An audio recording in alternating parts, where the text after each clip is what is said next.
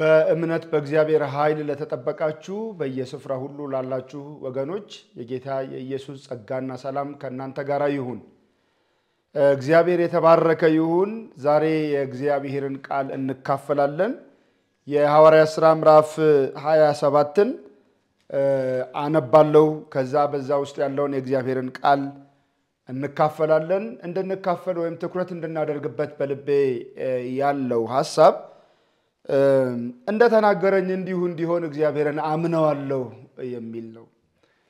እንደ ተናገረኝ እንዲሁ እንዲሆን እግዚአብሔርን አምነዋለሁ የሚል እግዚአብሔርን በሁለንተናዊ መንገድ ስለማመንና በእርሱ ስለመደገፍ ተስፋ በሌለበትና ተስፋ አስቆራጭ ሁኔታዎች ሁሉ ዙሪያችንን በከበቡበት ሁሉ ጊዜ ይህ ቃል የልብ ድጋፍ እንደሚሆን ተስፋ በማድረግ የሕያው አምላካችን የእግዚአብሔርን ቃል መካፈል እንጀምራለን። ጌታ የተመሰገነ ይሁን። የሐዋርያት ሥራ ምዕራፍ 27 ከቁጥር 21 ጀምሮ ያለውን ቃል አነባለሁ። በማስተዋል እናነባለን። አሁንም ማነበው የሕያው አምላካችን የእግዚአብሔር ቃሉ ነው። ሳይበሉም ብዙ ቀን ከቆዩ በኋላም ያን ጊዜ ጳውሎስ በመካከላቸው ቆሞ እንዲህ አለ። እናንተ ሰዎች ሆይ ሰምታችሁኝ በሆነ ኖሮ በቀርጤስ እንዳትነሱ ይህንንም ጥፋትና ጉዳት እንዳታገኙ ይገባችሁ ነበር። አሁንም አይዟችሁ ብዬ እመክራችኋለሁ። ይህ መርከብ እንጂ ከእናንተ አንድ ነፍስ እንኳ አይጠፋምና የእርሱ የምሆንና ደግሞም የማመልከው የእግዚአብሔር መልአክ በዚህ ሌሊት በአጠገቤ ቆሞ ነበርና እርሱም ጳውሎስ ሆይ አትፍራ፣ በቄሳር ፊት ልትቆም ይገባሃል። እነሆም እግዚአብሔር ካንተ ጋር የሚሄዱትን ሁሉ ሰጥቶሃል አለኝ። ስለዚህ እናንተ ሰዎች ሆይ አይዟችሁ፣ እንደተናገረኝ እንዲሁ እንዲሆን እግዚአብሔርን አምነዋለሁና ነገር ግን ወደ አንዲት ደሴት እንድንወድቅ ያስፈልገናል ይላል። ክብር ለጌታ ይሁን። መልአካችን የቃሉን ደጆች ይክፈትልን። ቃሉ በሁለት ወገን እንደተሳለ ስለታም ሰይፍ ነው። በእውነት ባለንበት ሁኔታ ቃሉ ወደ ሕይወታችን እንደሚመጣ በጣም እርግጠኛ ነኝ። እግዚአብሔርንም እናምነዋለን። ጌታ የተመሰገነ ይሁን። ሐዋርያው ጳውሎስ እንደምታውቁት ከኋላ ታሪኩን ከምዕራፍ 25 ጀምሮ ማየት እንችላለን። እንደምታውቁት ሐዋርያው ጳውሎስ በገዛ ወገኖቹ ምክንያት ተከሶ ወደ እነ ፊሊክስ ዘንድ እንደሄደ ታስታውሳላችሁ። ያው ጳውሎስ ወደ ኢየሩሳሌም በመጣ ጊዜ ያዕቆብና የቤተ ክርስቲያኒቱ ሽማግሌዎች ጸጉሩን በመላጨት ስለት እንዳለበት ሆኖ ወደ ቤተ መቅደስ እንዲገባ ነግረውት ነበር። ታውቃላችሁ። ጳውሎስ ስለት አልተሳለም። ይሁን እንጂ ግን እዛ ኢየሩሳሌም አካባቢ ያሉ ወንድሞች ምክንያት ይፈልጉበት ነበረ። አሕዛብ ከተማ ላይ ሙሴን እንደሚንቅ፣ የአባቶችን ወግ እንደሚተላለፍ ወይንም ደግሞ የቀደመውን ኪዳን ስርዓት እንደሚሽር ተደርጎ ይወራ ስለነበረ ያንን የሚወራበትን ወሬ ለመቀልበስ ስለት እንዳለበት ሆኖ ወደ መቅደስ እንዲገባ በቤተ ክርስቲያኒቱ መሪ በያዕቆብና በዚያ ባሉ ሽማግሌዎች ዘንድ ጳውሎስ ተመከረ። ይህንንም ምክር ተቀብሎ ጳውሎስ ወደ ቤተ መቅደሱ ገብቶ ነበረ። ጸጉሩን ተላጭቶ መስዋዕትም ለማቅረብ ስለት እንዳለበት እና ያ ሁኔታ ግን እንደ እድል ጳውሎስን አልጠቀመውም። እንደውም ስደት ሲያስነሳበት የአገልግሎቱንም መንገድ ለማበላሸት ሲቀርብ እንመለከታለን። የሆነ ሆኖ በእያንዳንዱ በክርስቲያኖች ሕይወት የሚሆነው ነገር ሁሉ ለበጎ የሚሆነውን ወይም ለበጎ የሚጠቀመው ጌታ ይህንን አጋጣሚ ለበጎ ተጠቀመው። ጳውሎስ ትክክል ስለሆነ ሳይሆን ወይንም ያደረገው ነገር በቃ ምንም ችግር ስላልነበረው ሳይሆን እግዚአብሔር ይህንን ለመልካም ተጠቀመበት። ጳውሎስ ተከሰሰ፣ ግርግር ተነሳ። ምክንያቱም ከአሕዛብ አንድ ሰው ይዞ መጥቶ ስለነበረ ያም ወደ መቅደስ ገብቷል የሚል ወሬ በማህበረሰቡ ዘንድ ተናፈሰ ያ ነገር በጣም ከፍተኛ ሁከት ቀሰቀሰ አይሁድ ያዙት አክራሪዎቹ ያዙት ጳውሎስን ከዚያ ብዙ መከራ ሲያነሱበት ተከሶ የአሕዛብ ፍርድ ቤት ቀረበ እና እነ ፊሊክስ ዘንድ መድረሱን ቁጥር 25 ይነግረናል ይሄ ፊሊክስ ወደ አውራጃው ምንድነው ወደ አውራጃው ገብቶ ከ6 ቀን በኋላ ከቂሳራ ወደ ኢየሩሳሌም መጣ ራሱ ፊሊክስ ወደ ኢየሩሳሌም መጣ ጳውሎስ እሱ ፊት ነው የቀረበው ምዕራፍ 26 ለአግሪጳ ጳውሎስ ያቀረበውን የሙግት ነጥብ ይተርክልናል ወንድማችን ሉቃስ ሲነግረን ከፊሊክስ ወደ አግሪጳ ዘንድ ሄዶ ጳውሎስ በአግሪጳ ዘንድ ትክክለኝነቱን ህግ የማይሽር መሆኑን የአባቶችን ወግ የሚተላለፍ አለመሆኑን እና ግን ለተገለጠለት እውነት ምን ያህል የተሰጠሰው ስለመሆኑ መናገር ጀመረ ማለት ነው ጳውሎስ እና በጣም ሰፋ ያለ በጣም ዘለግ ያለ ስብከትን ነው የሰበከው ጳውሎስ እና በጣም ደስ የሚል ቃላት ይተቀማል እዚህ ጋር እነሱ ምንፍቅና እንደሚመስላቸው እኔ እግዚአብሔርን አመልከዋለሁ ይላል ጌታ የተባረከ ይሁን መናፍቅ ነው ያሉ ለሚከሱት ሰዎች ጳውሎስ አዎ እነሱ ምንፍቅና ብለው እንደሚጠሩት መንገድ እኔ ግን የአባቶችን አምላክ አመልካለሁ ይላል ይሄን ብቻ ሳይሆን አግሪጳን በጥቂቱ ለማሳመን ጭምር ነገስታቱን ሹማምንቱን ጫፍ እስኪቀርብ ድረስ ከመጀመሪያ ጀምሮ እንዴት ለዚህ ሐዋርያዊ አገልግሎት እንደተጠራ ከምዕራፍ 9 የሐዋርያ ሥራ ምዕራፍ 9 ከያዕቆብ ማን ነው ከዚህ ከሳኦል መጠራት ጀምሮ ያለውን በሙሉ ይተርክለታል ይኸውልህ ከሊቀ ካህናት ደብዳቤ ተቀብዬ ወደ ደማስቆ እየሄድኩ ድንገት ከሰማይ መብረቅ ወረደብኝ በብርሃኑ ጣለኝ ከዛ በኋላ የመውጊያውን ብረት እንዳትቃወም ሊብስብሃል አለኝ ማን አልኩት ምታሳድደኝ እኔ ነኝ አለኝ እያለ እንዴት ለዚህ አገልግሎት እንደተጠራ ይናገርና ከዛ በኋላ ምን ይላል ቁጥር 19 ላይ ንጉስ አግሪጳ ሆይ ስለዚህ ከሰማይ የታየኝን ራእይ እምቢ አላልሁም ይላል የጠራኝን እምቢ አላልኩትም ላገለግለው ወሰንኩ እዛ ገላትያ ምዕራፍ 2 ላይ ከናቴ ማህፀን የጠራኝ ይለዋል አይደል እና በጠራኝም ጊዜ ደግሞ ከስጋና ከደም ጋር አልተማከርኩም ይለዋል እና ለዚህ ታላቅ አገልግሎት የታደለበትንና እምቢ ያላለበትን ሁሉ ነገር አስረድቶ በኋላ ይግባኝ ጠይቆ ወደ ሮም ወደ ቄሳሩ ዘንድ ሄደ በርግጥ ጳውሎስ ሲጠራም ጀምሮ በጣም አስደናቂው ነገር ሲጠራም ጀምሮ ጌታ በነገስታት ፊት ስሜን የምትሸከም ምርጥ ዕቃ ነህ ብሎት ነበር ምስክርነቱም ኢየሩሳሌምንና መላውን የአሕዛብ ከተሞች ብቻም ሳይሆን የአሕዛብ መናገሻ ከተማ የነበረችውን ሮም ጭምር እንደሚያገለግልባት ነግሮት ነበር ጌታ ገና ሲጠራው ስለዚህ የሮሜንን መልእክት ሲጽፍ ወደ እነሱ ደጋግሞ ለመምጣት እንደፈለገና በሮም ጸጋ መካፈል እንደፈለገ ይነግራቸዋል ግን በሚያስገርም ሁኔታ በጳውሎስ ሶስቱም የሐዋርያዊ አገልግሎት ጊዜዎቹ ላይ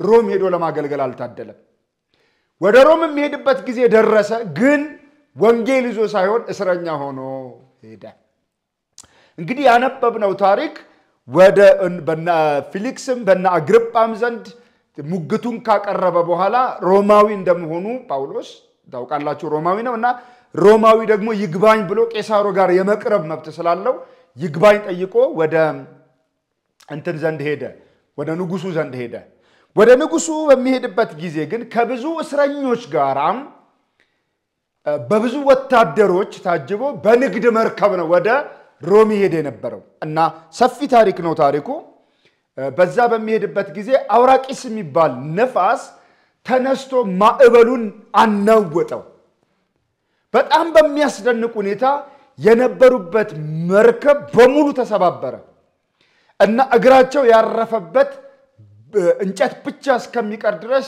በሙሉ ያ ነፋስ እንትኑን ሁሉ ገነጣጥሎ ጣለው የሚሄዱበትን መርከብ የመርከቡን እንጨቶች ገነጣጥሎ ጣለው። በዚያ ተስፋ የሚባል ነገር ለሰው አልቀረለትም። በሙሉ የሞት ሽታ ዙሪያውን ይሸታቸዋል። እንደሚሞቱ እርግጠኞች ናቸው። መቼ መሞታቸውን ነው እንጂ የማያውቁት በዛች መርከብ ላይ ያሉ ሰዎች። እንግዲያውስ በዛ መርከብ ላይ የመርከቡ ካፒቴን አለ፣ መርከበኞች አሉ፣ ተጓዦች አሉ። የንግድ መርከብ ነው እንደነገርኳችሁ። ተጓዦች አሉ፣ ሌሎች እስረኞች አሉ። መዓት ሰው በዛች መርከብ ውስጥ አለ። እነዛ ሁሉ ሰዎች እንደሚሞቱና በሕይወት እንደማይኖሩ እርግጠኞች ሆነዋል። ምክንያቱም የነፋሱ ኃይለኝነት በሕይወት መኖርን አኮስምኖታል ወይም አሳስቶታል። ተስፋ የሚባል ነገር የለም። በዚህ ጊዜ ጌታ ያለው ሰው ከሚጨነቁት ጋር አብሮ አይጨነቅም፣ ከሚያዝኑት ጋር አብሮ አያዝንም፣ ከሚያለቅሱት ጋራም አብሮ አያለቅስም። በሚያስደንቅ ሁኔታ ተስፋ የሚባል ነገር ሁሉ ከጠፋ በኋላ ጳውሎስ 275 ለሚደርሱ ሰዎች ብቻውን አንድ ከለላ ይሰጣል። ወደ 275 ሰዎች ተስፋ ቆርጠዋል። በቃ ልንሞት ነው። ሁሉም ያላዝናል፣ ሁሉም ይጮሃል፣ ሁሉም ይተረማመሳል፣ ሁሉም ግራ ተጋብቷል። በዚያ ውስጥ ግን ጳውሎስ አለ።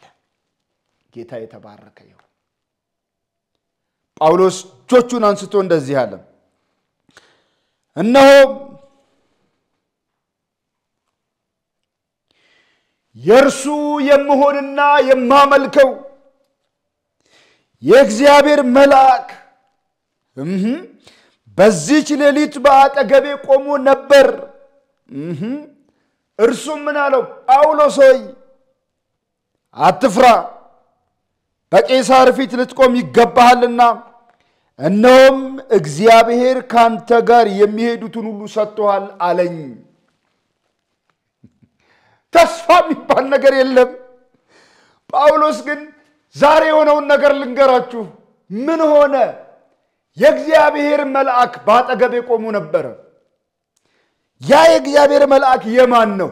የእርሱ የምሆን ደግሞም የማመልከው የእግዚአብሔር መልአክ። ጳውሎስ ዕጣ ክፍሌ የሆነው መልአክ አይልም።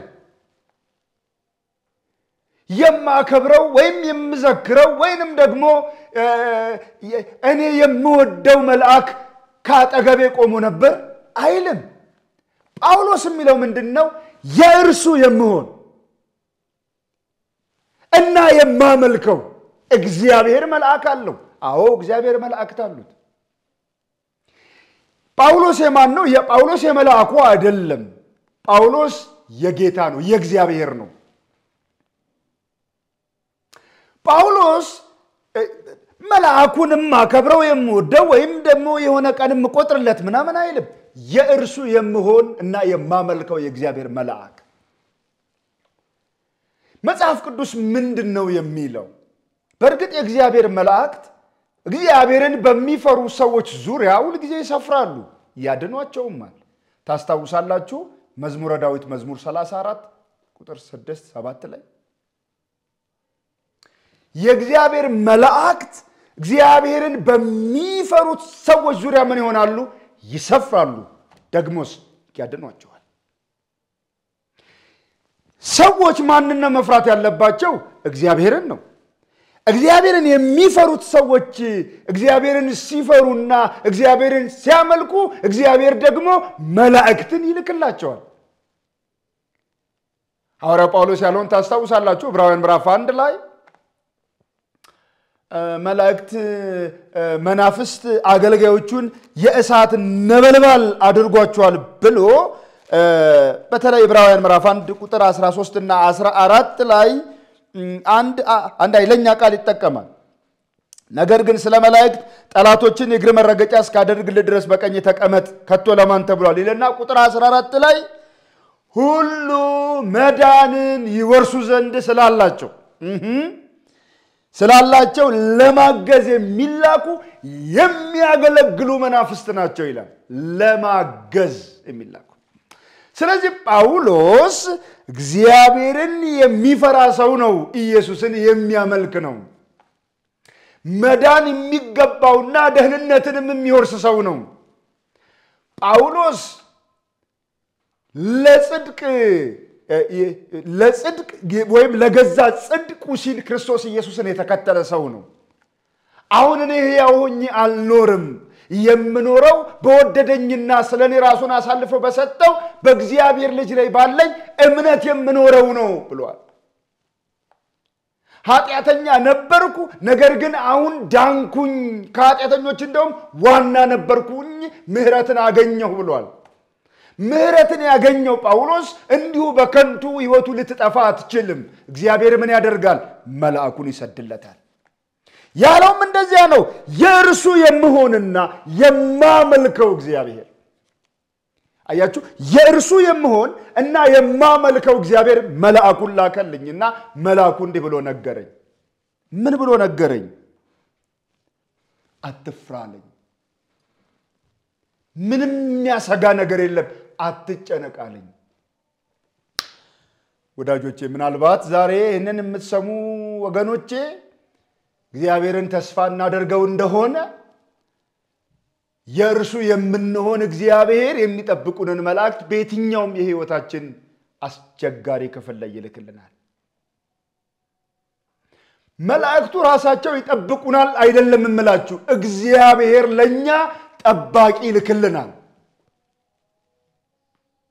ጌታ የተባረከ ይሁን አስቀድማችሁ መንግስቱንና ጽድቁን ፈልጉ መባሉን አስታውሱ አስቀድመን እርሱን ነው የምንከተለው እኛ ምናመልከው የጌቶች ጌታ የአማልክት አምላክ የነገስታት ንጉስ እሱን እናመልካለን እርሱ ደግሞ የእርሱ የሆኑትን ጠባቂዎች ይልክልናል ስለዚህ መተማመን ያለብን በማይጠፋ የህይወት ብርሃን የሚኖረው በማያልፍ የህይወት ኃይል ያለውን ሞትን ድል ያደረገውንና ወደ ክብር ያደረገውን እሱን ነው የምናመልከው እሱ የሱ የሆኑትን ምን ያደርጋል ይልካል ጳውሎስ እንደዛ አለ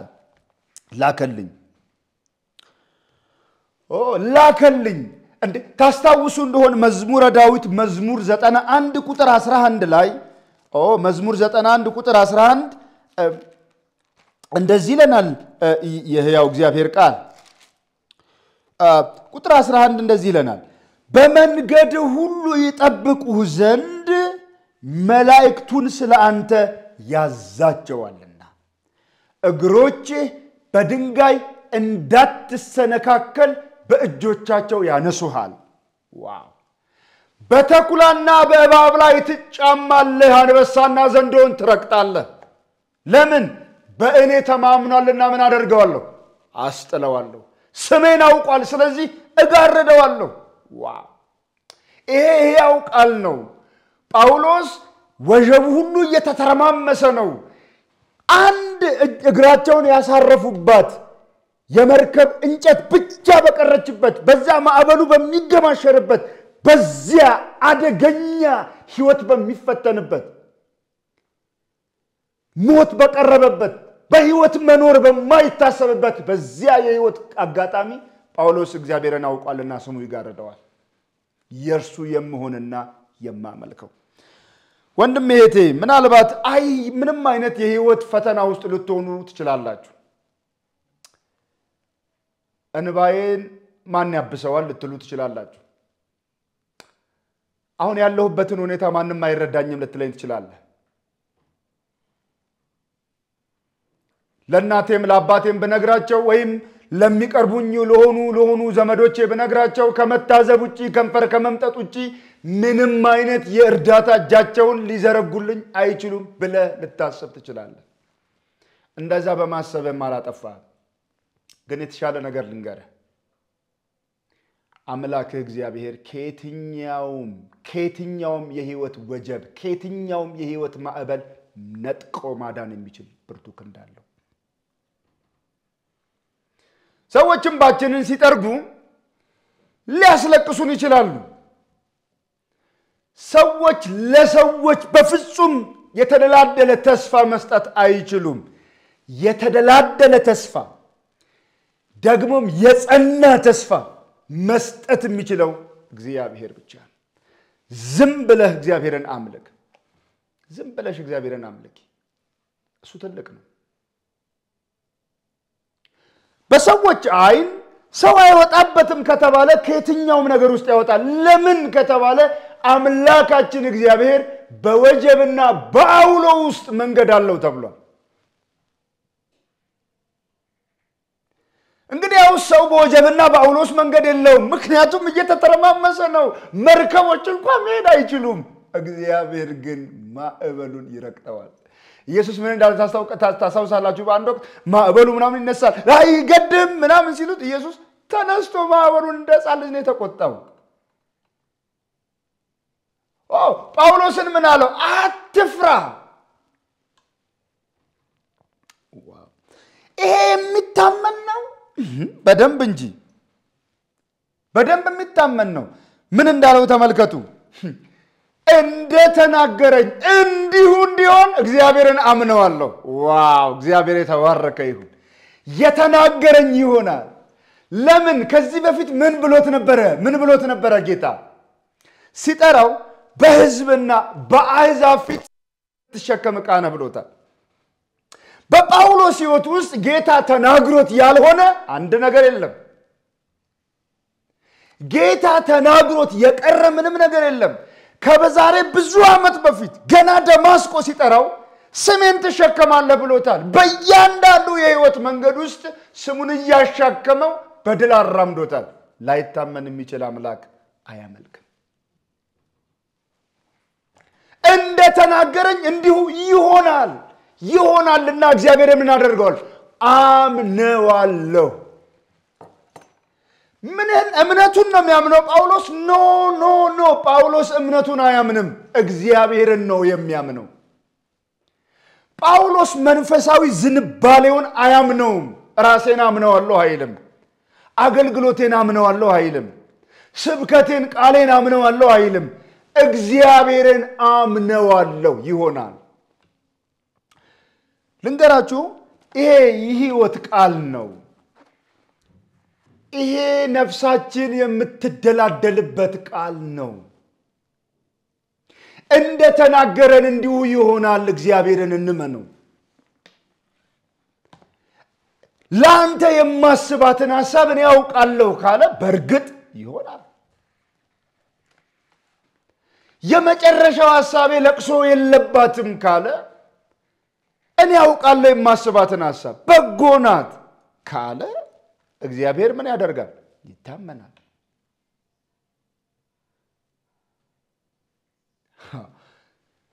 የሚታመን አምላክ ነው የምናመልከው ማለት እግዚአብሔር ቃሉን በልቶ አያውቅም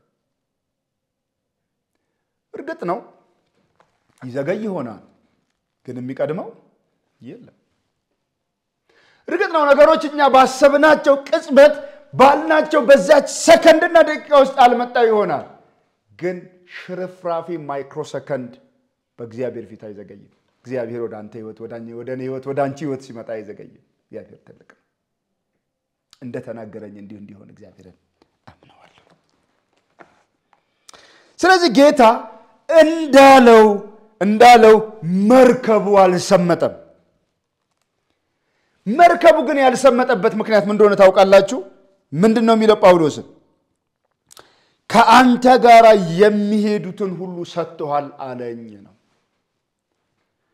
በዚያ ያሉ 275 የሚደርሱ ሰዎች የመርከቡ ካፒቴን መርከበኞቹ ነጋዴዎቹ እስረኞቹና የንጉሱ ወታደሮች ሌሎች በዚያ ያሉ ሁሉ የምስራቹን ወንጌል መስማት አለባቸው ለጳውሎስ ምርኮ ናቸው ለጌታ ደግሞ ክብር ናቸው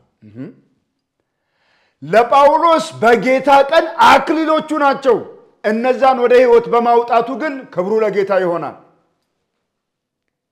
በዚያ ያሉ ከነ ኃጢያታቸው እንዲሞቱ አልተፈለገም የምስራች ወንጌል ሊነገራቸው ይገባ ነበር ሰጥቻለሁ እነዚህ አንተ ናቸው ረሳቸው እንደ እርሻ ዝራባቸው ሕያው ቃሉን ንገራቸው ስለ ዘላለም ሕይወትና ስለ ዘላለም ደስታ ስለ ዘላለም ክብር ስለዚህ የርሱ የምሆን አምላኬ የሱ የሆነውን መልአክ ላከልኝ አትፍራ አለኝ እናስ ይሄው ያንተ ናቸው ብሎኛል ስለዚህ እንደተናገረኝ እንዲሁ ይሆናል እግዚአብሔርን አምነዋለሁ አለ ጳውሎስ ስለሚያምነው አምላክ ነገራቸው ብዙዎች ዳኑ ብዙዎች ጌታ ኢየሱስን አገኙ ተወዳጆች ሆይ በሕይወት የምንኖረው ለምድራዊ ደስታ አይደለም በመጀመሪያ ከየትኛውም መከራ አምልጠን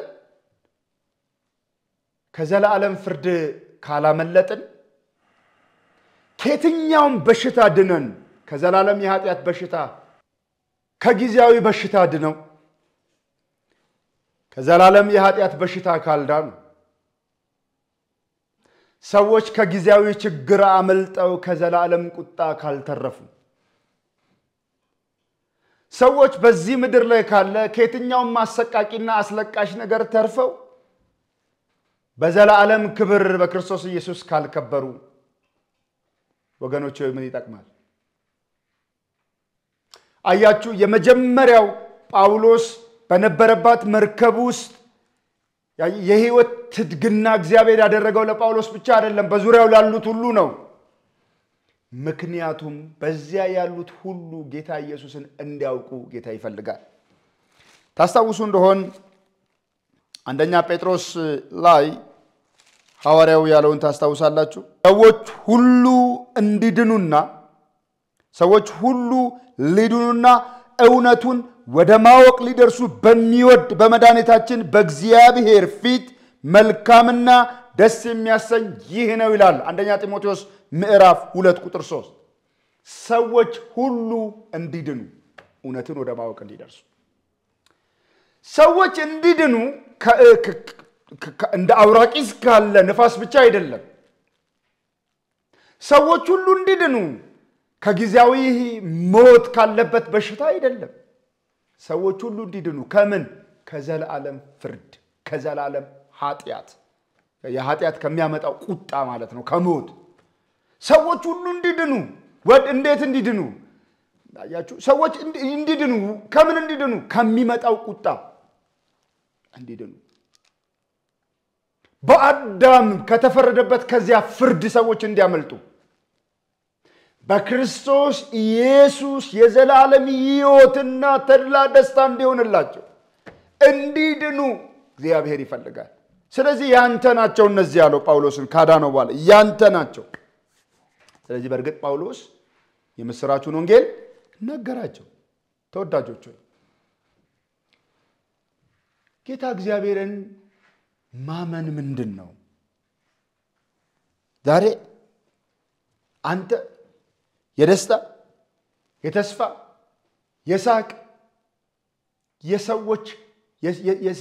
የሰዎች ፊት ለማብራት ጥርሳቸውን ለመሳቁ ምክንያት ነው ወይስ ለማዘናቸው ያ በመድር ላይ ያለን ጨው ነን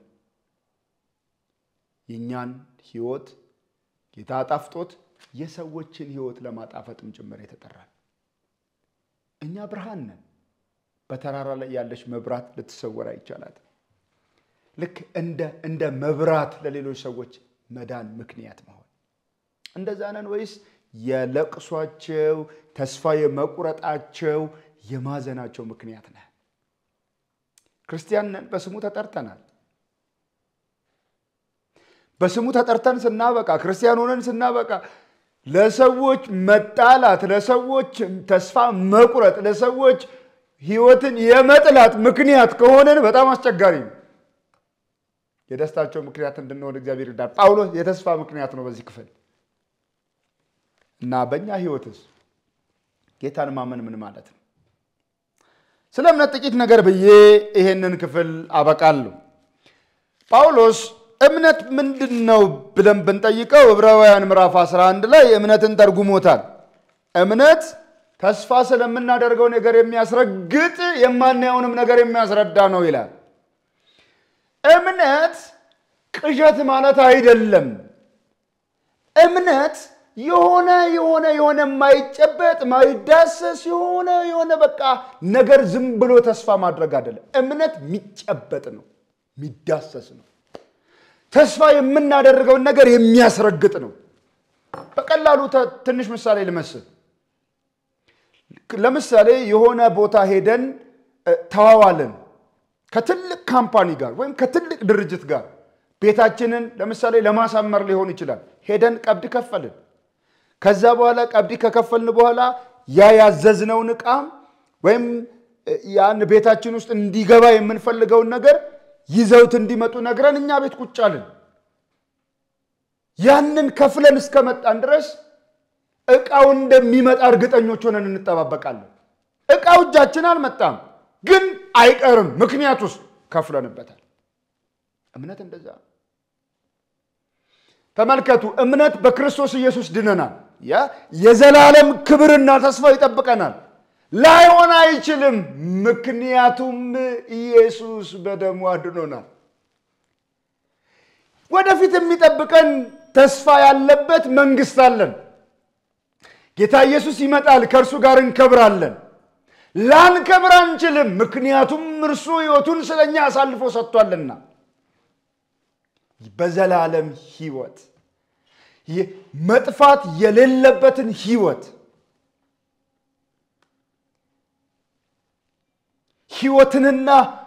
ሕይወትንና አለመጥፋትን ወደ ብርሃን ባመጣው ጌታ አምነናልና በእጆቼ ይዣችኋለሁ አልለቃችሁም ያለንን እርሱን አምነናልና ያዳነንም ጸጋ ኃጢአተኝነትንና ዓለማዊ ምኞትን በማስካድ ይጠብቀናል ስለዚህ እናምነዋለን ኢየሱስ ይመጣል ላይሆን አይችልም ታስታውሳላችሁ ቆላስይስ ምዕራፍ 3 ላይ ሞታችኋል ሕይወታችሁ ከክርስቶስ ጋር ተሰውሯል ብሎ አያችሁ ሕይወታችሁ በክርስቶስ በእግዚአብሔር ዘንድ ተሰውሯል ይልና ሕይወታችሁ የሆነ ክርስቶስ ሲገለጥ እናንተ በክብር ትገለጣላችሁ ይለናል በክብር እንገለጣለን ከንጉሳችን ጋራ ከንጉሰ ነገስት ከክርስቶስ ኢየሱስ ጋራ እምነት ነው ለዛ ለዘላለም ሕይወት ብቻ አይደለም ለቀን በቀን ላለ ሕይወታችንስ እግዚአብሔርን እናምነዋለን ወይ በደም እምነት ምንድነው መደገፍ እምነት ምንድነው ተስፋ ማድረግ እምነት ምንድነው አለመጠራጠር እምነት ምንድነው ልብን ማሳረፍ ነው አለልኝ እግዚአብሔር እንደ ተናገረኝ እንዲሁ ይሆናል አምነዋለሁ እምነት ያለው ሰው በባህር መካከል እንደሚሄድ መርከብ አይናጥም ታስታውሳላችሁ ያዕቆብ መልእክቱ ላይ ምን እንዳለ ያዕቆብ መልእክት ምዕራፍ 2 ያዕቆብ ምን እንዳለ ላስታውሳችሁ ከናንተ ማንንም ጥበብ ቢጎድለው ሳይነቅፍ በልግስና የሚሰጠው እግዚአብሔርን ይለምን ብሎ ለእርሱም ይሰጠዋል ይልና ነገር ግን አለ በምንም ሳይጠራጠር በእምነት ይለምን የሚጠራጠር ሰው በነፋስ የተገፋና የተነቃነቀ የባህርን ማዕበል ይመስላል ዋው ማዕበል ምንድነው ማዕበል እኮ ከዛ ምንም የሚያማታ ነው አማኝ በይሆናልና አይሆንም ላይ ነገሩን አያሳርፍም እግዚአብሔር ብሏል ይሆናል ጳውሎስ አስታውሱ አውራቂስ የሚባለው ንፋስ እኮ መርከቢቱን ገነጣጥሏታል በሙሉ በዚህ መርከቧ እንጨቶች እኮ በቃ ሄደዋል እያሉ እግራቻ ያለበት ብቻ ነው የቀረው ግን ምን አለ እንደተናገረኝ እንዲሆን እግዚአብሔርን አምነዋለሁ አለ አጋጣሚ አይደለም እግዚአብሔርን የሚያምነው ይሆናል ብሎ ነው የሚያምነው ወገኖቼ ሆይ በሕይወታችን እግዚአብሔርን ተስፋ በማድረግ እንኖራለን ወይ ተኖሪያለሽ እህቴ እግዚአብሔርን ተስፋ በማድረግ ምክንያቱም እምነት መደገፍ ነው እርግጠኝነት ነው በእርሱ ላይ ያለ መደላደል ነው ከረገጥነው መሬት በላይ ከተቀመጥንባቸው መቀመጫዎች በላይ እግዚአብሔር ይታመናል ምክንያቱም እግዚአብሔር ታማኝ ነው። አንድ ወቅት ምን እንደሆነ ልንገራችሁ። ያዕቆብ አብርሃም ዘፍጥረት ምዕራፍ 16 ላይ መቼም አብርሃምን ታውቃላችሁ ከኡር ከከለዳውያን ምድር አወጣውና 75 ዓመቱ ነው ሲወጣ እባርካለሁ ልጅም እሰጣለሁ ምናምን ብሎት ነበር። ምዕራፍ 16 ላይ አብርሃም ደከመ። ታስታውሳል? ድክም አሉ አብርሃም እግዚአብሔርን መጠበቅ። ሳራም በቃ እኔ ነገር የሚሆን አይመስለኝም እንግዲህ ሳትወልድ መሞት የለብህም ያው ገረድን ከሷ ውለድ አለችው። ገባ። ዘፍጥረት ምዕራፍ 17 እግዚአብሔር መጣ። አብርሃም 99 ዓመት ሆኖታል። ተስፋ ከተገባለት 24 ዓመታት ነጉደዋል።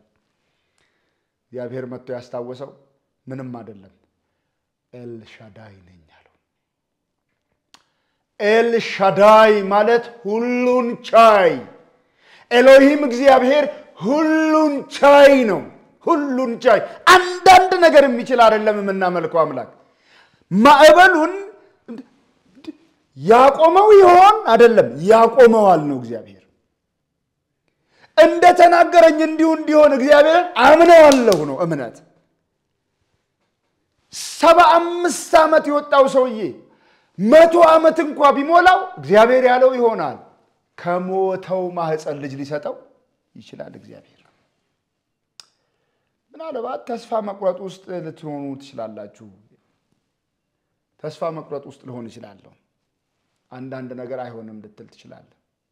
ምናልባት አይደለም በሚባል በሽታ ታመን ሊሆን ይችላል። ይሄንን መልእክት ስትሰሙ ሰው አይሆንም ብለው አስበው ይሆናል ዘመዶቻችን። ይሄንን መልእክት ስትሰሙ የኔ ሁኔታ በምንም ተአምር ሊለወጥ አይችልም ልትለኝ ትችላለህ። አንድ ምነግርህ ነገር ግን እግዚአብሔር ኤልሻዳይ ነው። ምታመልከው አምላክ ነው የሚወስነው። እሱ ኤልሻዳይ ነኝ ካለ ኤልሻዳይ ነው ማለት ሁሉን ቻይ ነው እግዚአብሔር። ሁሉን እንደሚችል አምላክ ለአብርሃም ተገለጠለት እግዚአብሔር። ልክ ነው ነገሮች አይሆኑም ግን እግዚአብሔር ይችላል። ሁኔታዎች አይደሉም የሚችሉት እግዚአብሔር ይችላል። እግዚአብሔር ይችላል። እምነት ሁሉን በሚችል አምላክ ተስፋ ማድረግ ነው። እምነት ምንድነው? ሳንጠራጠር ሳናወላውል በባህር ላይ እንዳለ መርከብ ሳንናጥ ነው። እንደተነቃነቀ የባህር ማዕበል ሳንሆን ሁለት ሐሳብ መንትያ ነገር ሳይኖረን በእግዚአብሔር ላይ መደገፍ ነው። እንደተናገረው ይሆናል። ጌታ እግዚአብሔር ምን አለ? እንባን ከዓይን አብሳለሁ። ወይ እግዚአብሔር ያደርገዋል። ምናልባት ለረጅም ዓመታት የተኛውን ሰው ታስታውሱ ይሆናል። ረጅም ዓመት ሲለምን የነበረ ሰው ነው። የኢየሱስም ግን የኢየሱስ ስም ፍጹም ጤና ሰጠው ተብሎ ተጽፏል። የምናመልከው ጌታ ኢየሱስ እስከ ዘላለም ያው ነው። ምክንያቱም ትላንትናም ዛሬም እስከ ዘላለም ያው ነው ተብሎለታል። ተወዳጆች ሆይ ዛሬ በብዙ የህይወት ደስ የማይል ክፍል ውስጥ ያለፋችሁ ሊሆን ይችላል። ምድርና የምድር ኑሮ ብርቱ ሰልፍ ነው ተብሎ ተጽፏል። በብርቱ ሰልፍ ውስጥ በትግል በጦርነት መሃል እያለፈን ይሆናል። አንዳንዴ በዓለም ልዩ ቀስቶች ቆስለንም አነክሰን ሊሆን ይችላል። ግን ጌታ አለ። ችግሩ አይፈጠርም ሳይሆን የተፈጠረውን ችግር መቀልበስ የሚችል አምላክና መልካም ማዕበል የለም አይደለም ግን ማዕበሉን ሊያሳልፍ የሚችል አለ። አትፍራ የሚል የፍርሃትን እንትን ሊገፍ የሚችል ያኔ ጭንቀቱን ሊያስቀር የሚችል ንሄዳር ያውቃለሁ አትጨነቅ ያለን አምላክ አለ። ስለዚህ ተወዳጆች ሆይ በጌታ ልባችንን እንድንደግፍ በጌታ በኤልሻዳዩ አምላክ ልባችን እንዲደገፍ እንደተናገረኝ እንዲሁ እንዲሆን እግዚአብሔርን አምነዋለሁ የሚል አዋጅ በችግሮቻችን ላይ እንድናውጅ። ምክንያቱም እንደተባለው ነው። አንድ ሰው እንዳለው ለአንተ የችግርን ትልቅነት አትንገረው ለችግርህ ግን የአምላክን ትልቅነት ንገረው እንደሚሉት ማለት ነው። ልክ እንደዛ የችግራችንን ትልቅነት ሳይሆን ለራሳችን የአምላካችንን ሁሉን ቻይነት ለችግራችን እንንገረው ላለንበት ሁኔታ። የዘላለም ሕይወት ግን ከሁሉ ይቀድማል። ምናልባት ይሄንን የምትሰሙ ወገኖች ከጊዜያዊ ችግር አምልጠን በእግዚአብሔር ረድኤት የዘላለም ሕይወት ከሌለን ምንም ነው። ታስታውሳላችሁ ከኃጢአት የዳነውን ሰው ኢየሱስ ሲያገኘው ወይም ከበሽታ የተፈወሰውን ሰው ይሄ አልጋውን ተሸክሞ የሄደውን ሰው ማለት ነው ዮሐንስ 5 ላይ ዳግመኛ ኃጢአት አትስራ እንዳለው ታውቃላችሁ። የሚቀድመው ሕይወት ነው። የሚቀድመው መንግስቱና ጽድቁ ነው። ከየትኛውም ችግር ውስጥ ሊያወጣን ይችላል። ግን ከየትኛውም ችግር ውስጥ ወጥተን የዘላለም ሕይወት ከሌለን አደገኛ ነው። መጀመሪያ ሕይወት ይቀድማል። ሕይወት ኢየሱስ ነው። ጳውሎስን ታስታውሱ እንደሆን ምዕራፍ 27 ቅድም እንዳነበብነው እነዚህ ያንተ ናቸው። ምን የምታደርጋቸው ሕይወት የምትነግራቸው ኢየሱስን ሳያውቁ እንዳይሞቱ ሰዎች አያችሁ። ሁሉ እንዲድኑ ነው አስቀድሞ የሚፈልገው እግዚአብሔር። ኢየሱስ መድኃኒት ነው። የኃጢአት መድኃኒት ነው። የሞት መድኃኒት ነው። የውርደት መድኃኒት ነው። በእርሱ ተስፋ እናደርጋለን። ጌታ የተባረከ ይሁን። ጸጋ ይብዛላችሁ ወገኖቼ ሆይ ጌታ አምላካችን ብዙዎችን ከእስራት እንዲፈታ ከጣዖት አምልኮ ከጥንቆላ ከአስማት ከብዙ ልዩ ልዩ ልምምዶች ነፃ አውጥቶ ራሱን ያብራልን። በእውነት ለምድራችን እንደሱ ይሁን። እኛ የዳንን በእርሱ ተስፋ የምናደርግ ወገኖች ደግሞ በዕለት ተዕለት ሕይወታችን እሱን እንድናምነው እሱ ላይ ብቻ እንድንደገፍ ሌላ አማራጮች አይኖቻችን እንዳያማትሩ ታስታውሱ እንደሆን አይኖቼን ወደ ተራሮች አነሳው ረዳቴ ከወዴት ይምጣ አለና ረዳቴ ሰማይና ምድርን ከሰራ ከእግዚአብሔር ዘንድ ነው። ተራሮች ማለት ከፍ ያሉ ሰዎች የሆነ ችግር ሲገጥመን የሚያበድሩን የሆነ ነገር ሲያጣ አሜሪካን አውሮፓ እንትን ያለ ዘመዳችንን ምናምን ብለን እናማትራለን። እነሱ የኛ ተራሮች ናቸው። ነገር ግን ረዳቴ ከወዴት ይምጣ ነው። አይኖቼን ወደ እግዚአብሔር ሳነሳ ግን ረዳቴ እሱ ነው። ረዳታችን የሰማያዊ አምላክ ነው። ክብር ለጌታ ይሁን። እንደተናገረን እንዲሆን እግዚአብሔርን ምን እናደርጋለን? እናምነዋለን። የጌታ የኢየሱስ ጸጋና ሰላም ይብዛላችሁ። ክብር ምስጋናና ኃይል ለእርሱ ይሁን። ደስ የሚል ቀን አሳልፉ። በእርሱ ተንጓደዱ። በስሙ ከክፉ ሁሉ ተጠብቃችሁ ዋሉ። በእርሱ ላይ እምነታችሁ ጠንክሮ ዋሉ። ይህንን የእምነት ቃል በችግሮቻችን ሁሉ ባጋጠሙን አጋጣሚዎቻችን ሁሉ ፊት እያወጅ ነው በድል የምንኖርበት ጸጋ ይብዛልን። የጌታ ሰላም ይብዛላችሁ።